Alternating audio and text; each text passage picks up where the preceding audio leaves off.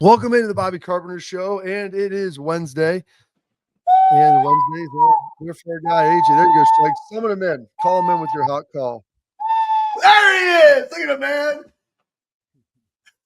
Hey, Mr. Hawk, how are we doing today, sir? I'm doing great. It's always good to have Schlegel, call me in like he always does when I come on here. So yeah, appreciate you I guys. can't even do it. Oh, I yeah. can't even do it. He's laughing so much. I mean, we're towards the end of the year. We got Thanksgiving here coming up next week. Sometimes when you got a lot of stuff going on, people with multiple big families, you do Thanksgiving at different times. What are some of the Hawk Thanksgiving traditions that we're diving into this?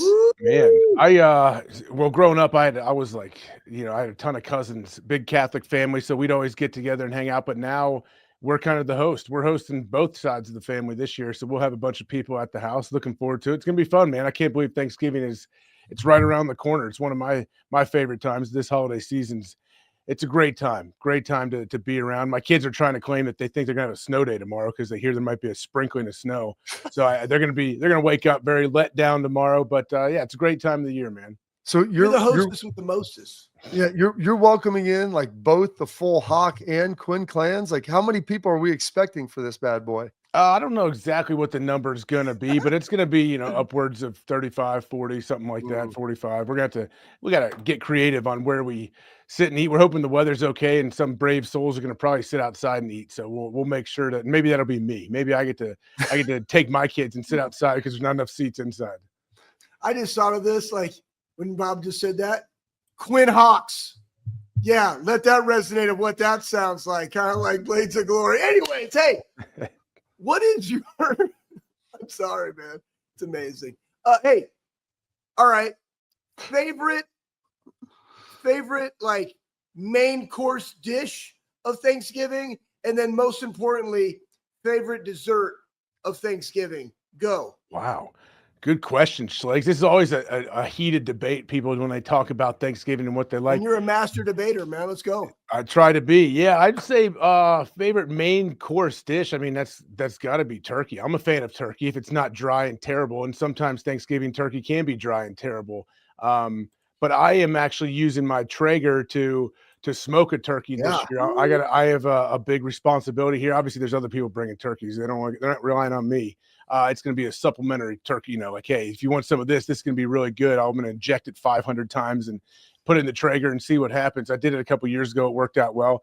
But my favorite like secondary thing or side would be like I love like good corn, like the good Thanksgiving like cream corn situation. That's one of my favorite. And I like stuffing. I like stovetop stuffing. I don't need any homemade garbage. Give me the stovetop, crispy, like crunchy stovetop type stuffing. That's my thing. And dessert isn't man, I'm not a big like what is a big dessert Thanksgiving? Obviously pumpkin pie.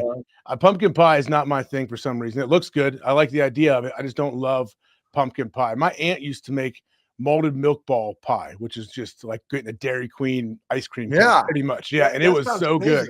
I haven't had it since I was probably 15 years old. But invite her.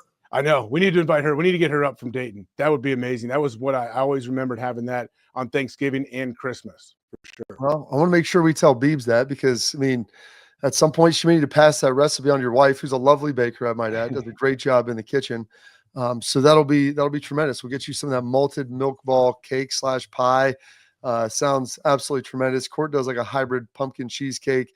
We'll get into some more of this stuff later. But before we get into anything else, I want to let you see some age. We stumbled upon this. Schleg's pulled this out the other day. Whenever he's on the show with Shark and I on the mornings on the Fan, Shark will find these pictures of him that are awesome. He finds like the ones from when he had the fat face, long hair. People are like, who is this guy? They don't recognize him.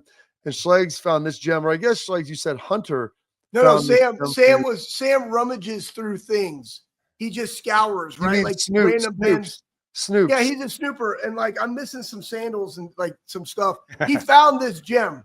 I was like, man, that was the day right You look the same. Look at you. I mean, your neck, you have like a 23-inch neck, huge traps. Your hair looks sweet. Like you look like the same dude, man. That I cannot imagine run up into that against that guy in high school. So this was like your freshman and senior year? That was my junior year in high school, DeSoto High School. So you were what, 26 years old there in your junior year? Well, I'm not from Puerto Rico, but I mean, like, or Venezuela. But I was junior year in high. I was 17. Man. looking good. And we were talking about this, Bob. Like when I first saw this picture, immediately I went to my neck. I'm like, man, neck game's on point. Number two, I'm wearing a sweater vest here, guys and gals. This is Texas. But if you notice, I'm wearing a sweater vest without any shirt on the sweater vest, like just straight up sweater vest. That's your right shoulder popping through that? Just straight cut off straight sweater arms. vest. I was just wearing a sweater vest on picture day. Like I don't know who does that.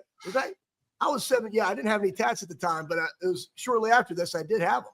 So good times, man. Good times. So do you think Trust saw that? Like, Trust is a big sweater vest guy. Do you think this is what convinced him to bring on Anthony Rodriguez Schlegel onto our football team? I mean, it's definitely it's a possibility. He definitely was aware of Schlegel. Then he took off the Air Force for a little bit. He kept his eye on him, but he knew, like this guy would really complete all the recruiting that I have done in my career if I could bring this dude in. Hey, it worked. Schlegel's good for you, man.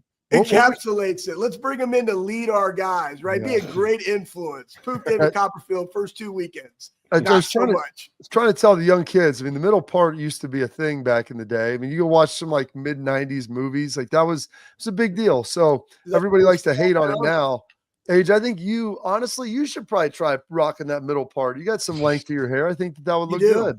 Maybe, yeah, like an old school. I remember I let my brother's friends give me my hair was kind of long when I was, I don't know, middle school, and give me an undercut, like all the way up, like a super high undercut, and I had long parted in the middle, like down a little bit past my eyes. I thought it was so sweet. I thought it was the sweetest haircut ever, even though they butchered it and they didn't really tell me. Didn't let me look in the mirror. It's kind of like what happened to Schlegel at times when you cut off his eyebrows and different things, and there's chunks left in the back and everything. And I remember playing a basketball game and people commenting from the sidelines and how terrible my haircut was. Look at that bum haircut. Yeah, I had to play hard. I had to play hard that night. I had to drive I had to get all the loose balls, all the rebounds, man. I couldn't lack it all because my hair looked so terrible. I'm glad you said you had to play hard, because I heard James tell the linebacker something the other day, and it was reminiscent of Coach Fick. Said you can't practice soft and play hard, AJ. So always remember that. Man, that isn't. Yeah, bars, as the kids say, Bob. That's poetry right there. Put that on a shirt. Put that on a shirt. Put that on a plaque somewhere. It'd be hard all the time. So when you hear this, AJ, top 5 matchup, Ohio State, Indiana, what comes to mind when you're thinking about the vaunted Hoosiers sitting at number 5 in the rankings? Well, I mean, everyone knows this is not the Indiana team of old. This is, Coach Signetti has these dudes rolling. Like they're a really good football team. What's the spread? I mean, Ohio State's still spread like 13 or 14 points, something like that. It was 10 or 11. It may have crept up. I think it opened around 11 points though. 11 and a half, maybe. Which is crazy to think. I mean, Indiana's awesome, but they're top 5 team, and you're still favored by double digits, which is crazy to think of. I know. I don't know. Like, I think it's definitely it's not a trap game. Indiana's not sneaking up on anybody. Like, they're a legit contender. They're a legit team.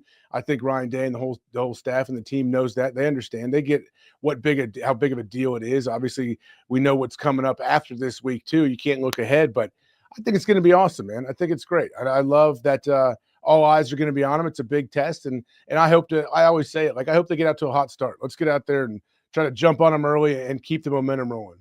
You heading out to the game? I am. We have a going out of town for lacrosse situation. Yes. So yeah, that sounds awesome. I will not be there this weekend. Some nice lacrosse. Is that box inside, or are we going to be fully in the elements? We're in the elements, but we're going down south, down in Florida. Okay. All right. Well, that's come on, FLA. Let's go. Yeah. Oh yeah, should be nice. I don't know what the weather's like. I'm sure it's a lot warmer than here, but yeah, it should be a fun couple of days. But I will have to watch the game on TV. And man, I'm excited though. I can't wait. Are you guys both going to be there? I'm not. I'm going to be out in Oklahoma with Georgia, because when I booked some stuff to travel for work, initially I thought, okay, Northwestern, Purdue, Indiana, that's a nice 3-game stretch I could probably miss. And then lo and behold, Indiana becomes this great squad. And so I wish I'm lamenting the fact that I'm going to be leaving ultimately, but wanted to be back obviously for team up north the final week of the season when they take on Michigan. Hey, when was the last time you were sunburned on Thanksgiving? It's been a while. It has been a while, Bob. The sun usually, goes in hibernation from here on out for a little while, for months and months. But I can get. I would surprise. I don't. Not too surprising to you, but I could get sunburnt in about 3 or 4 minutes, Bob. I go out in some Florida sun in November. Yeah, if I don't put SPF 50 on my face, I'm bright red instantly. So yeah, don't let me. Especially if my arms. Like my arms and my body haven't seen sun in 8 months. So if that happens, if I'm out there throwing my kids at the pool for a little bit and I don't lather up, yeah, I'm gonna come How back about your pretty torso? toasty. You like to? You had that tanning bed for a while that I knew you were trying to hit up. I need to, I'm not scared to get a spray tan. I might do that. Maybe I'll do that before I go down. That's a good thing. Maybe Court can Ooh, spray me. she I does. need that. She likes my wife. She can spray Yeah, up. I know. Remember she brought it up to way back in the day. We were making videos at the shop of stuff for the Buckeye Cruise, and Zach and I came out of there, and Court Dog was just like tanning this up, and I came out as JJ Sullinger. Hey, real quick, AJ. Yep. We were talking about this yesterday. You talked about starting fast. Mm-hmm. Do you want to take the football or do you want to play defense? Ooh. Right? Because Ryan talks about winning the middle 8, right? We always say, like, you got to win the last 4 minutes of the first half, first 4 minutes of the second half. Would you rather offense start, right? Or would you rather defense start? Man, honestly, I think I like going defense first. I like giving them the ball. I like the also what it tells the other team, like, hey, you guys can have the ball. You got it. Like, we're not really worried. You got it. We're gonna go get a stop quick, and then we're gonna get the ball offensively. And then when we know we're getting the ball to start the second half, I think what that can do mentally to some teams is great. Like if you know you're not getting the ball the second half, and say you're down 7 and your defense is on the field, I think you're a little bit, coaches might get puckered up a little bit, get a little more nervous, saying, hey, we can't go into half down 10 or down 14 when we're not even getting the ball to start the third. So I think there's a lot of different things about it, but I don't mind being on defense. You just got to find a way to get a stop early. I know that. That's the key. And then also, I mean, Ryan's talked about the fans getting engaged, a lot of passion, a lot of excitement. AJ, I know that you always accredit me for being a big crowd pumper, but you're a guy that would get some good celebrations going. I mean, what's the key to getting the crowd, a nice noon brunch crowd involved early in this game? Well, yeah, the noon crowd obviously might take a little bit more from the players early on, especially, but a big game like this, I think it takes care of itself. But you always need someone like you, Bob. You need somebody that's visually pumping the crowd, letting them know, hey, we're not being quiet right now. So, you're going to be, we know Bob's always left hand, like, okay, I'm giving you one pump here. A lot of times Bob, then if he has to, he's giving, both of them get up. Double And pump. then sometimes though, if they're not really responding the way you like, we know sometimes you got to point and yell. You got to point and make eye contact with a couple people and then get them going to make them feel really guilty and scared, I think, to get on their feet. So we just need a couple guys to do that. I'm sure plenty of guys will be up to it. Do you think Bob practiced that, like, just randomly, like in the mirror, Oh, I hope. Would you imagine that? It's something that I don't think is too far-fetched to imagine. Yeah, why not? I mean, you should. You probably, you should prepare for whatever you're planning on doing. You take your craft seriously as he's out of here right now. But I think I don't know. Bob probably definitely did practice a few times, wondering maybe like especially doing like the Hulk Hogan ear situation too, up to his helmet. I'm sure he practiced all of that. But it's like people with great stage presence. Like, you guys both have great stage presence wherever you are whether you have the mic in your hand, you're at an event, or you're on the field. Like, that just comes natural to Bob. Something a little bit like that, AJ, is what you're saying? Yes, that's one step before. That's one step before you get very frustrated and you get mad at him and you start pointing, making eye contact, and then doing like other things to people, like doing like the snap, like you're breaking their bones situation. Yeah. Yeah, it was a pretty good one. Wants me to hold this little bad boy right there as you zoom in. I feel like that was definitely pre-play. Like, that wasn't a post game. Like, I'm post play. I'm excited. I made a play. Like, that was a second before the snap, Bob. You had to put your hand in the ground right after that. I gotta get down. I gotta get down. For sure. And then you realize, I gotta get a sack here, or a big TFL, because Luke's gonna be super pissed if I'm pumping the crowd as the ball is being snapped, because we know that has happened before. Well, I had a little sympathy for the Bears guy who was over there talking trash, before they threw the Hail Mary. But I'm like, I always tell guys, get the crowd excited, but never at the expense of the play. And it's like the back level guys are the ones that need to do it. If you're in a 3-point, tough to pump the crowd. If you're in a 2-point, then I think it's very appropriate. You just get your knees bent. You can be pumping the crowd, getting everybody juiced up and getting them going. So when you brought that up, I was like, the irony is probably one of the pictures I signed the most is one of me just straight in the crowd pump mode. Bob, I never thought about it. I'm glad we brought it up, but I do remember early on in our career at Ohio State, Like did you do that in high school? I assume No, there's no crowds pumping in high school. Okay, but so it just naturally came to you in college because I That's remember false. I remember watching you do it for the first time, and I'm looking over, I'm like, okay, I guess that's what we pump the crowd in college. I guess I don't know. I thought I was like, am I doing something wrong? Are coaches gonna be mad at me? I'm not pumping the crowd, but you were so good at it, I just let you go. So if you go back and watch the Ohio State Michigan game from 2002, Wilhelm pumped the crowd a ton. I was like, man, this is like, it's the greatest feeling in the world. He'd be sitting there and he's like pointing out when like Benny Jopper had a big split and he's pointing this play and that. And then he's just giving him this before the play and everybody's just cheering louder and louder. I'm like, it's like Gladiator. I'm like, this is the greatest thing in the world. Yeah, it's a powerful position. I guess Wilhelm knew he was in, then you saw that being the young buck. That's impressive, especially with Gladiator 2 coming out with Denzel. I hope it does well. Yeah, that's it's coming out Friday night. So maybe while you're down there in Florida, AJ, you can creep away, go watch a movie by yourself, and because that's not scary at all. I think it's something that you really thrive in. Taking the youngsters to that one. They're going to see Gladiator. Are you going to take? So my kids, have your kids all seen Gladiator? They've seen parts of. They have never sat down and watched the whole thing, but they've seen good parts of it where I try to explain what is happening, and they seem to be into it. See, I watched it last night. It was our last night. Yeah, I'm thinking on Grandpa Pistol and Grandpa Chopper because Grandpa Rob, I mean, he had the kids watching Gladiator, I think, when they were probably 6, 7 years old, probably a little young in the viewing window. But my dad, as always, tried to explain it like in a way that made it seem wholesome. And the fact that, like, hey, this is a great thing. These guys are fighting for their freedom. Love story. It's like a love story. They took his family. Yeah. Well, he also told me as I watched rollerball with them when I was like 8 or 9 years old that football, by the time I was in college, would no longer be played. Rollerball would be the sport of the future. So make sure that you lock in on this and start learning how to skate. Age, we appreciate it, man. We've kept you for way too long. It's real life, dude. You met my dad. You know how he is. I'm glad it didn't come true, Rob. I'm glad. I appreciate him taking going out on a limb because we know that's where the fruit is, right, Bob? So yes. Rob doing it, but I'm glad we still have football, but rollerball is there as well. Rollerball always there. AJ, appreciate it, man. Go be a dad. Have a great day, and we'll talk to you soon. All right. All right. Thanks, guys. I'll see you. Attention all athletes, parents, rollerballers, even. Protect what matters most with X-Sport mouth guards, trusted by professional athletes, worn by NHL. They're designed by NHL team dentists. Mouth guards are scientifically tested to absorb those high-impact hits, protecting both your teeth and your brain.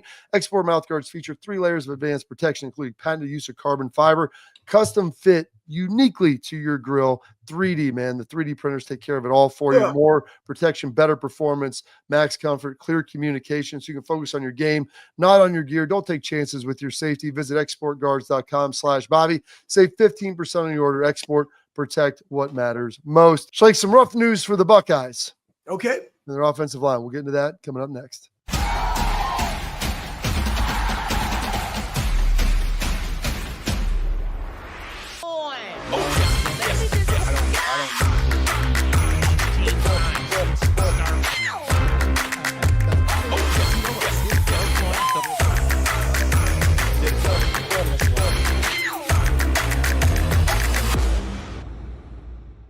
The Big Play Sports Network. Download the free app today to watch all of your favorite hosts on demand.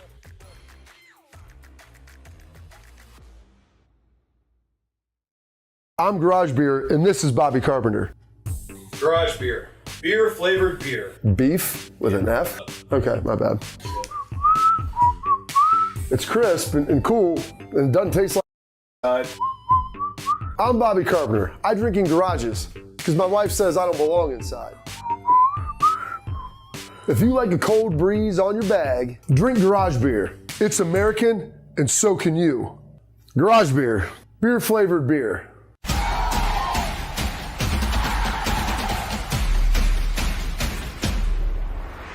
All right, welcome back into the Bobby Carpenter Show. And Schlegs, tough one, some tough news that was coming down last night from Ohio State. When you start looking at the team and everything that's going on, this offensive line, it struggled a lot.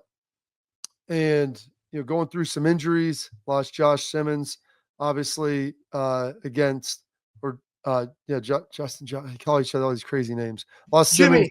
I know they call him Jimmy Simmons. They lost him, obviously, during the Oregon game. Zen Mahalski comes in.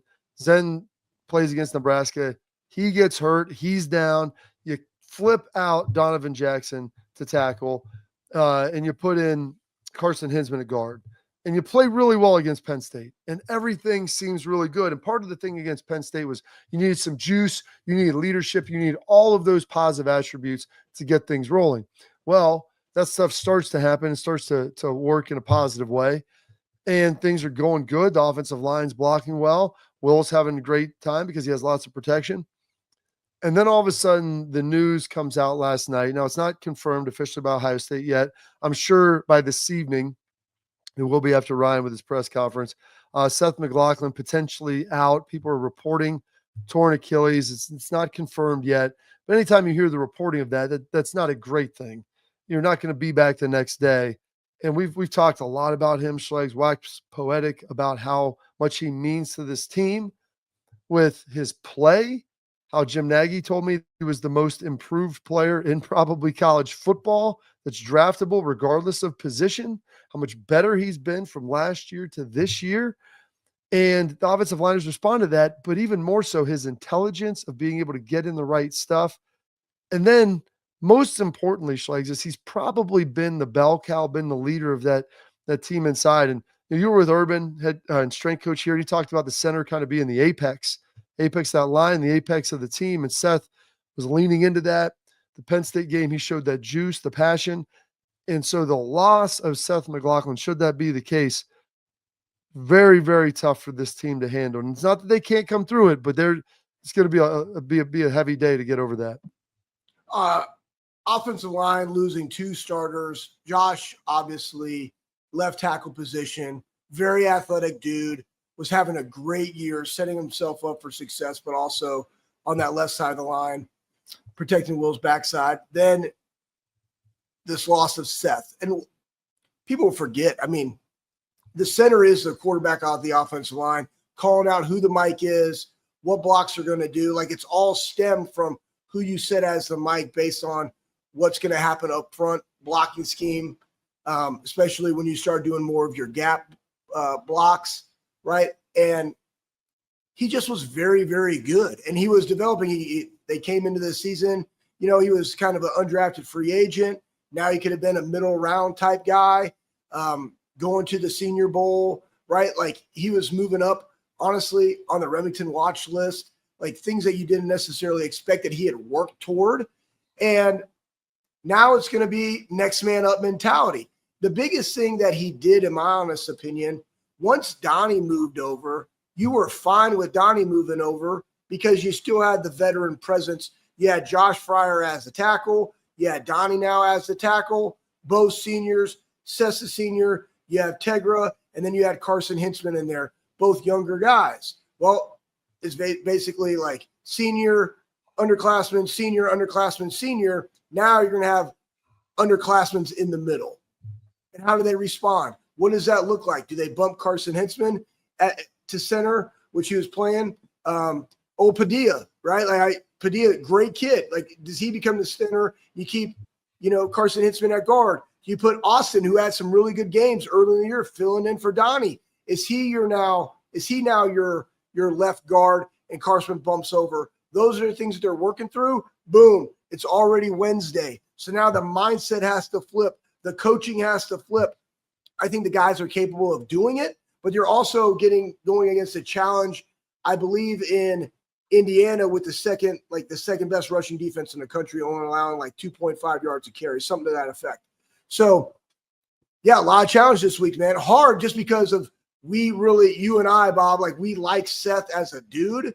The stuff that he was doing with Run the Damn Ball Hat, feeding, the hungry in Central Ohio, guy that's not from here that came in and bought in, that was all in and being a Buckeye. Just hard to lose for a lot of different reasons. Yeah, and I had a great conversation with him yesterday before all of this happened. And was so happy that he was here for the leadership element and everything that he has done for Ohio State. And, I feel my heart goes out to him as a dude. First of all, this is happening, week 11, middle of the week, going in to a top 5 matchup. And so you look at his draft stock, this is going to impact it. And what does he do? And having surgery, and he probably won't be able to play most of next season as well. So there's just so many things that you've got to overcome. And for a guy that had worked his butt off Tennessee kid, went to high school in Georgia, didn't really get recruited by either place, goes to Alabama and worked his butt off and became a player. And has been a very good player for Ohio State. And I hope that he looks at his time here very, very fondly. But I really have enjoyed him. And I feel my heart goes out for him knowing how hard it is to recover from an injury your senior year, which I had to, but mine was small, like small potatoes relative to this. A broken ankle versus a torn Achilles, far, far different. Oh, yeah. As far as your recovery time. And so I trust that he'll be good. And I know that the medical staff, assuming this is all the case, will be in a good spot. But Schlegel's the biggest void trying to find. And whether they go with Joshua Padilla, like he's a redshirt freshman. Is he ready? Probably not. Do you slide Carson Hinsman over? And do you ultimately bring back Austin Sareveld? Can he go over there and play? Because he was filling in for Donovan Jackson at the beginning of the season. So like there's two options that you really have right there, I think, that people see. Is Carson Hinsman ready to play center again? Played some center last year, did an okay job. Seth was doing a much better job. And then you felt like, hey, Carson could maybe take over again next year, but he's really kind of thriving at guard. And so what they're going to try to figure out now is what's the best combination? And they've got to figure that out in a day because Indiana's good up front. They're physical, they're tough. And then Michigan, while Schlegel, they may not be the world beater they were last year, their defensive line with Mason Graham and those dudes, they're legit. And then Oregon, good defensive line. Like their next 3 games, you're going to find out. Because people are like, can this team, the next logical question becomes, can they win it all? Well, it's tough to find out. And we'll talk a little bit about that next. But I do know this, like you are going to be tested incrementally more and more the next 3 weeks, assuming you win this one and the next. We'll see what it looks like, obviously, in the Big Ten Championship, should you get there. But this is going to be a tough one. It's hard to overcome. I hope, and I believe that he will. Seth stays engaged and hopefully gives as much wisdom to those guys, whoever is playing center on the inside, as he can. He's got a long road ahead of him, but that leadership element that is being lost, because you saw him against Penn State. He was the guy, Schlegel's the bell cow, getting on everybody's hat, getting them going, getting them fired up that last drive. You could see it. And if there's one thing this team you can say about them, they've been resilient. Yeah. And so hopefully this is another test of that resiliency that they're able to put out there for everybody and show. And I know Justin Fry's taking a lot of heat, but you've lost 3 starters now on your offensive line in the last 5-6 weeks. Like it's crazy town what they're expecting of him. And I know Chip Kelly's very creative and they'll try to get that figured out. We'll talk a little bit more about that. Okay. So I know you got some stuff. We'll get your thoughts here next on the Bobby Carpenter Show.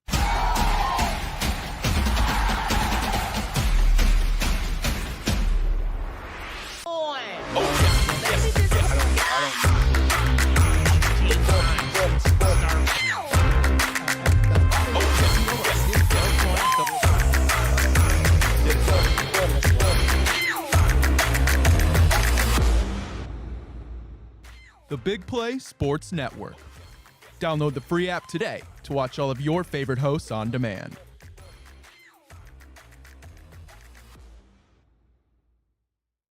I'm Garage Beer, and this is Bobby Carpenter.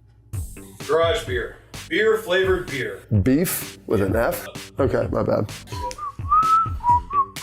It's crisp and cool, and it doesn't taste like... I'm Bobby Carpenter. I drink in garages because my wife says I don't belong inside. If you like a cold breeze on your bag, drink Garage Beer. It's American, and so can you. Garage Beer. Beer flavored beer.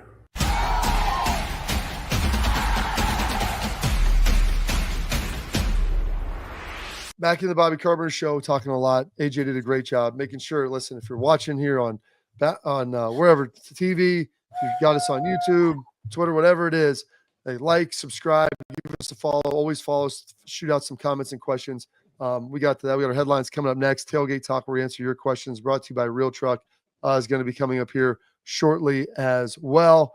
So some more thoughts with you. I'll keep it very brief. Here's the deal. I think Carson could be that guy. Carson's very emotional. I think Carson has learned a lot. Carson has played very well. I think that's somebody that could step in and fill in admirably for Seth. That's just kind of how I feel about it. I've seen that from Carson. So again, you have to have the next man up mentality, right? And you got to have depth. And so we're going to see it. And here's what I would say to the guys, right? If I'm coaching in that room, live where your feet are. We got to focus on Indiana, beating Indiana. You can't worry about Michigan. You can't worry about the Big Ten championship game because you got to beat Indiana. You got to beat Michigan to even get there. So again, what are the goals? The goals: beat Michigan, win the Big Ten, win a national championship. Bump everybody else talking about, are you going to win? Be able to win a natty? No, beat Indiana. That's the focus point. You got to stay in the now when you have, things like this happen, trials and tribulations. Yeah. So focus on the moment. Make sure that everything is right there. And so they're going to have basically today's Schlegs and Thursday's practice, as you know, is a little more relaxed. You're kind of getting some things corrected. They're going to, Ryan, I feel for him, man. There's a lot there, but they'll get it done. I feel good. Be a team resilience. Another guy that we talk about getting it done, and Pat, we'll go to this here. Talking about CJ Hicks. Ooh, there you go. Yeah, what he's been able to do. And this Buckeye squad defensively has started to change some things. They started running a little bit of 3 down a couple weeks ago. I think they'll do a little bit more to that. Be able to change it up. And with doing that, you get a guy like CJ Hicks, who he's best legs, probably standing up, rushing off the edge, playing on the edge. He had 2 sacks against Northwestern. And there were some comments made after the game about, him playing more. And he's like, just put me on the blanket edge and let me go. And he's pretty good at that. And this was from Dan Hope on X, talking to Jim Knowles on Tuesday, I believe, on CJ Hicks rushing off the edge after he got 2 sacks against Northwestern.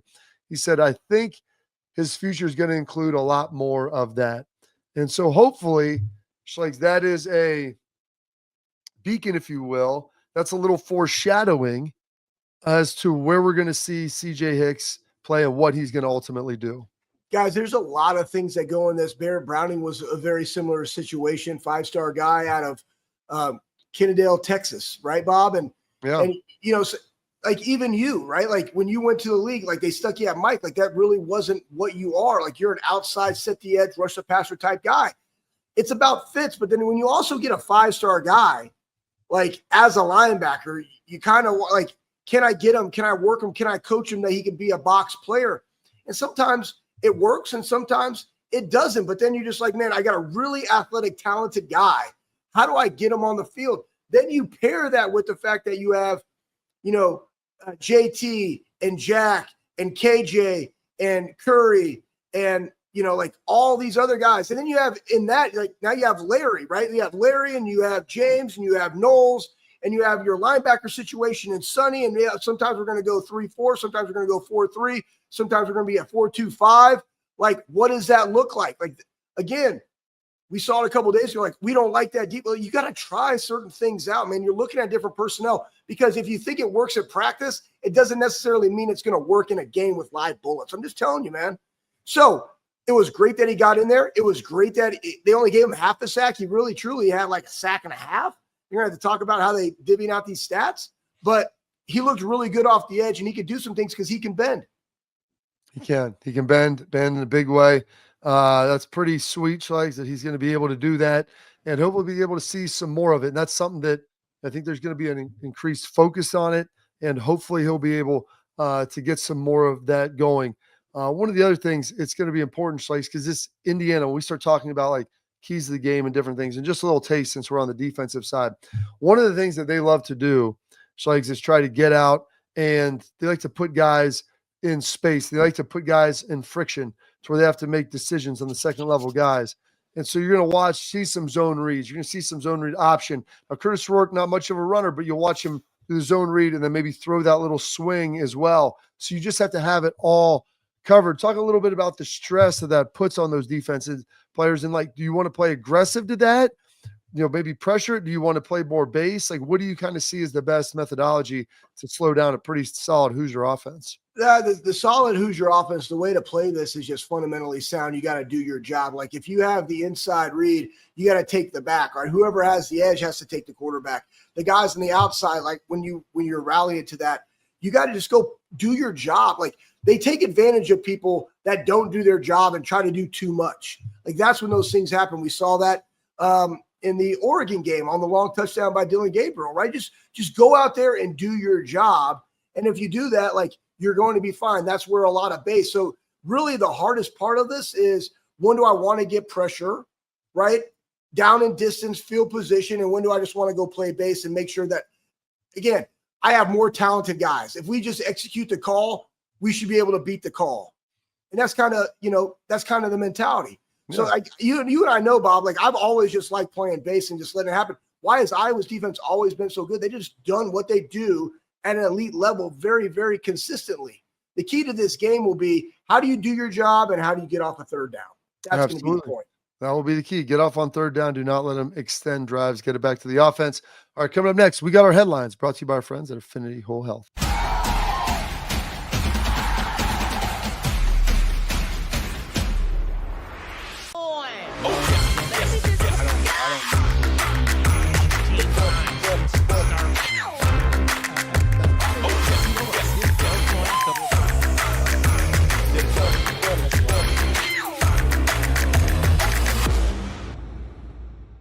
The Big Play Sports Network. Download the free app today to watch all of your favorite hosts on demand.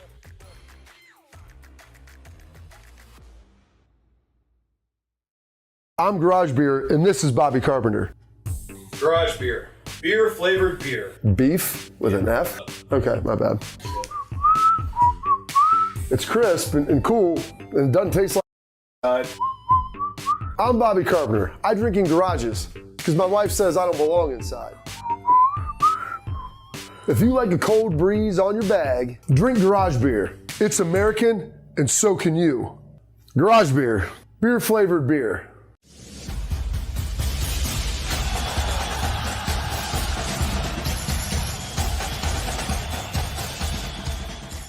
All right, welcome back into the program. We got our headlines now brought to you by our friends at Affinity Whole Health. Affinity Whole Health, listen, they do a great job. They've got personalized treatment plans, folks. Here's to make you feel better, to get you in better shape, to get you looking better. All those things that you want, it's right there for you with our friends over at Affinity. Whether you're struggling with weight loss, low energy, muscle loss, poor sleep, just don't have the juice to do the things you want to do. Here's the solution. Go to affinitywholehealth.com. They come in, they have a free consultation. They're going to set up a program and run some labs, do a body comp scan. What do you want to do? You want to gain weight, gain some muscle, lose some weight, drop some fat. You got TRT programs. They got semaglutide programs for weight loss. They can pair them together, whether you're younger, older, dudes, dudettes, feeling better, looking better. It knows no gender bounds. It knows no age bounds. It can be there for you. So go check them out at affinitywholehealth.com. That's affinitywholehealth.com. All right, Schlegs. Let's start with this. Oregon, with 2 weeks left, Big Ten has looked at everything, and they're undefeated in conference. Penn State with a conference loss, Ohio State with a conference loss, Indiana, no conference losses. They're undefeated as well, but they play Ohio State. But Oregon, based upon who they play and who they've beaten, being Ohio State most notably, they are guaranteed now to be in the Big Ten championship game with 2 games remaining because there's a bunch of tiebreakers. There's a strength of record and all this other nonsense. But regardless of what happens, Oregon is going to be one of the top 2 teams in the Big Ten, so they will be getting in even if they lose their final 2 games. Well, I think they have a bye this week, Bob. So that's kind of that's so they can lose their final game. There you go. So they go. I think they are at home versus Washington. Matter of fact, I know that. So they have a bye, and that's why they can make this conclusion with 2 weeks going. They have a bye, and then they have Washington at home. So if they lose to Washington, they're still in because they beat Ohio State. That's saying that Ohio State beats Indiana, they beat Indiana, they beat Michigan, they beat Penn State. According to the record, boom, it should be Ohio State in there. But because they have 1 loss, meaning they have 0 losses, meaning Oregon, they only have 1 capable loss. Moving forward versus Washington, they're in the mix. All right, and then we'll go from that. The rankings were released last night, so I'm going to toss those rankings up, Pat, as we take a look at this. And we'll go from that ultimately and get to a question by our guy, Joshua Perry, with where they've ultimately been and what they've done. But you start looking at these teams and where they're at, where they're ranked. And so Oregon, Ohio State, Texas, Penn State, Indiana did not change. Notre Dame jumps up because Notre Dame is taking BYU's spot. BYU lost. So they fell 8 spots in the rankings. 8 spots in the rankings. Bama, they slide up, and they actually jump Miami. And people were upset about that. They're like, Miami didn't even play anybody. You know, Bama, they beat up Mercer. Listen, I told people, I think Bama's better than Miami anyway. So they should have been ahead of them last week.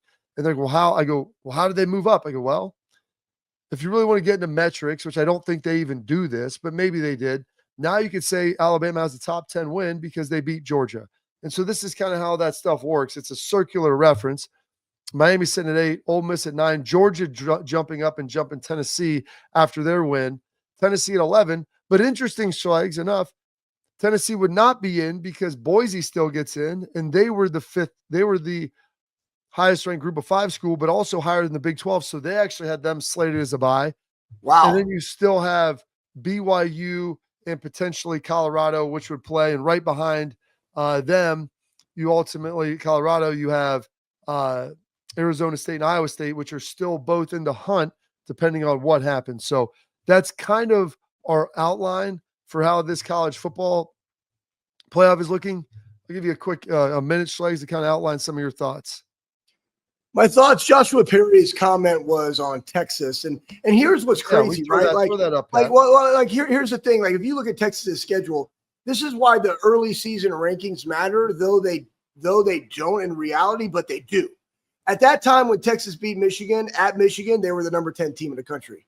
They're not a number 10 team in the country. We all saw it literally in that game because they have no passing threat whatsoever. Yeah. They also beat a ranked Oklahoma. They lost to Georgia. They beat a ranked Vandy at that time, right? So again, are they ranked at the time, or is it they're ranked at the end of the year? And what does that schedule look like? Like, I don't know, because it's the totality of what is that team. Because you might face a team that goes on and wins a bunch of games, but when you played them, they were unranked. Like, how does that impact it? So I just look at this, and I look at the whole thing that I have a problem with is the fact that Boise State or a Big 12 or even an ACC for that fact could be above an Ohio State, an Alabama who's really hot right now. And again, this projection. How about that Hansel?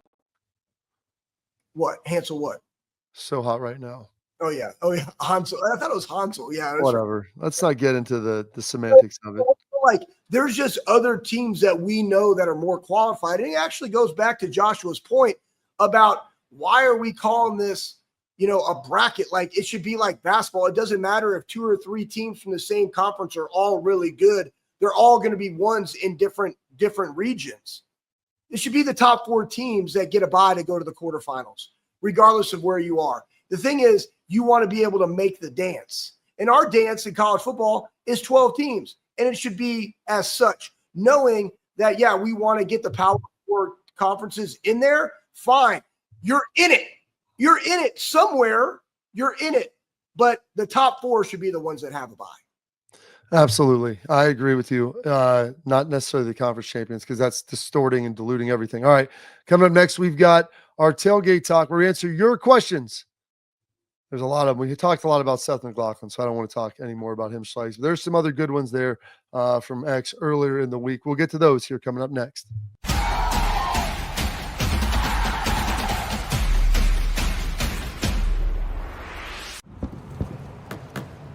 Get the most out of work, life, and all your outdoor adventures with top-selling upgrades for your truck.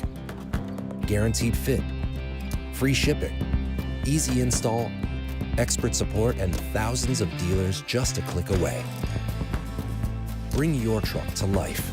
Real Truck. Upgrade today and save between $50 and $400 on select Real Truck products. Visit realtruck.com/specials. I'm Garage Beer, and this is Bobby Carpenter. Garage Beer. Beer flavored beer. Beef with an F? Okay, my bad.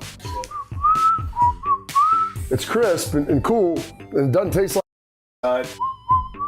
I'm Bobby Carpenter. I drink in garages because my wife says I don't belong inside. If you like a cold breeze on your bag, drink Garage Beer. It's American, and so can you. Garage Beer. Beer flavored beer.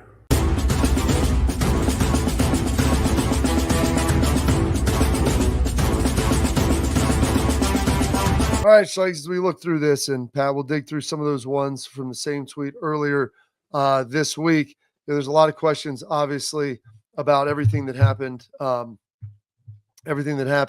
with Seth McLaughlin. But before we get going here, I'll give you a little positive news in this, because Real Truck our great partners, wanted to share something with our friends, loyal listeners and viewers throughout the year. Listen, truck, Jeep, Bronco, if you want to outfit it, trick it out. I just got my bumper on my back of my Jeep. I've got a winch. I've got a sweet brush guard on the front. I got a top. I've got a cover for my truck. All this stuff, interior, exterior, it's all there for you. You go to realtruck.com, spend $100. Use promo code Bobby at the end. They're going to give you a free hat. We showed it to you yesterday, Schlegs. Boom. Free Boom. Real Truck hat. Looking Look good. at that thing. Beautiful. Tremendous. Look Yes. at it. So you spend $100, use promo code Bobby at checkout. Real Truck is going to give you the hat for free. Throw that in because that's the type of folks that they ultimately are. All right, Schlegs, now there's some questions coming at you. This one coming from Josh Devlin Hey, Josh. down near the bottom here. And question is, Bobby, why don't we see any packages with Travion and Quinshawn at the same time? Both are good receivers and good blockers. Either in the slot would be a nightmare matchup. And because they have used Trey in the slot some, Schlegs, which has been pretty impressive. So I've liked that. I thought that's been good. The tough thing is whenever you're putting one of these guys on the field, that means you have to take off a receiver or potentially take off a tight end. And that makes it a little bump and it makes it a little rough to get everybody in there. And also from pass protection, right, standpoint, if they want to help a tackle like Donnie, we saw it earlier in the year with the two backs, really liked it. Thought it was kind of cool, right? Because they're both very selfless. They'll go block for one another. And I really like it. Guess what, guys? You might see it. You might see it this week. Because at the end of the day, predicated upon what your offensive line can do is where the game plan is going to go. Just letting you guys know, right? So if we feel that the inside run game, which it has been, that's been our jab now. Earlier, it was like stretch zone, outside zone. Right now, it's more inside, hit you with the outside. That's our counter. So predicated upon what the O-line does is what you're going to see in the back end. Because, again, ultimately, it's all about what, Bob? Winning. It's all about winning. So however they feel they're going to get that best matchup, right, to expose your weaknesses on that defense, that's what they're going to do. Absolutely. And they'll find those matchups there. They'll get it done. Almost time to wrap the show. Keep firing your questions away, Schlegs. I know I have a bunch more here as the week goes on, especially about this center position, the offensive line. But that's it for our Tailgate Talk today, brought to you by our friends at Real Truck. Coming up, Schlegs will give his parting thoughts as he wraps up the show.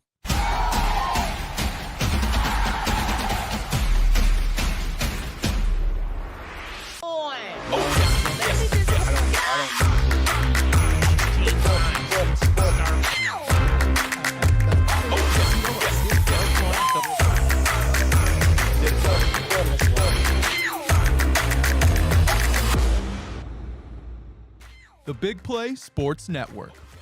Download the free app today to watch all of your favorite hosts on demand.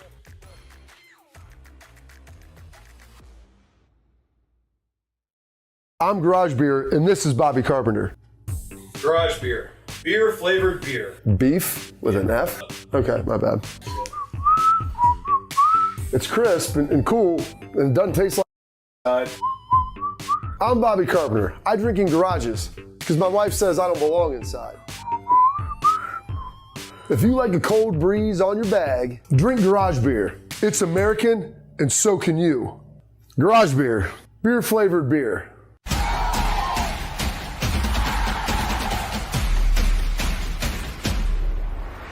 Big day at AJ on. He was tremendous. Some rough news, if true, about Seth McLaughlin. We'll see. I'm sure Ryan will touch on that after practice and to see what ultimately is happening there. But kind of your parting thoughts here in the last 30 seconds.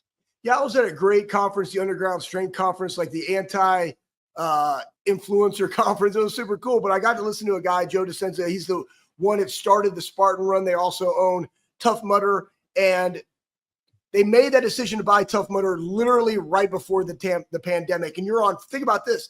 You just sold $45 million worth of tickets for 45 different countries worldwide. World shuts down. What do you do? Right? What do you do? And the reason I bring that up is a lot of the speakers talked about the word you just said, starts with R, and then resilience, right? Resilience, right? Resiliency.